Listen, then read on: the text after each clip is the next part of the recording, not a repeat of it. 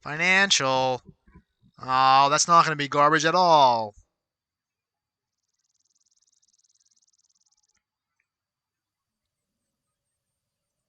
Actually, maybe it is. Um,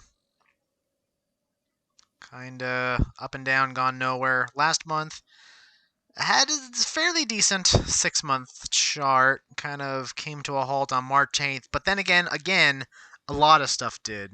Market's been kind of choppy these past couple weeks, past 2 months or so. So that's it's perfectly explained by general market trends.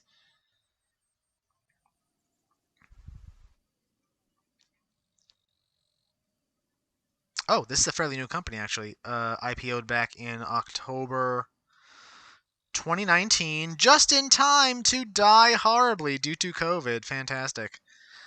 Had a slow run up back to normal since then. Not quite there, not quite back to its price that it was at before COVID struck. They are having an earnings next week. Hoo hoo hoo! Hoo hoo hoo! I hope it's good because so far 2020 has been lagging. But then again, it's been lagging for a lot of people. Wait, that's not gonna be 2020 results. It's gonna be 2021 results. Ooh, increasing revenues, increasing earnings. I like. Regularly beats estimates aside from quarter one. But then again, that was COVID. A lot of people missed quarter one. I'm not gonna fault them for that. They pay a dividend. They do pay a dividend. That's always a nice little bonus. So yeah, what is in the cards for the earnings? Tell me, Zax, and please don't reference another Zax article. Don't do this to me. Yes, we Zax think this is fantastic because Zax says so. That's not helpful. Wall Street expects a year-over-year increase in earnings on high revenues when HBT Financial reports results for the quarter ended March 2021. That will be quarter two. Quarter two.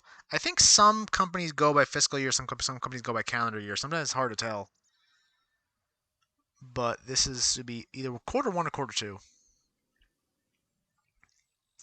Expected to post quarterly earnings of 42 cents per share in its upcoming report, resulting in a year-over-year change of plus 40%. Revenues are expected to increase 8.2%. Okay. Estimate revision ahead of company's earnings offer clues to the business conditions for the period. Yeah, see, again, Zach's articles referencing other Zach's articles as their sources. No, that's not how this works, man.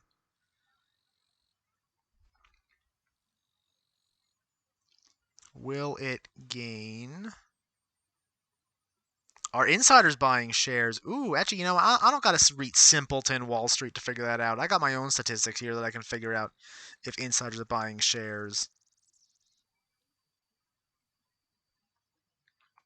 Whoa! Okay, hold the phones. 65 point. Actually, wait. These numbers don't make sense. 65 60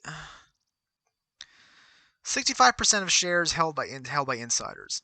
29% of shares held by institutions. 85% of float held by institutions. Well, that depends on what the float is. Um so both insiders and institutions love this stock, apparently. I want to see what the float is.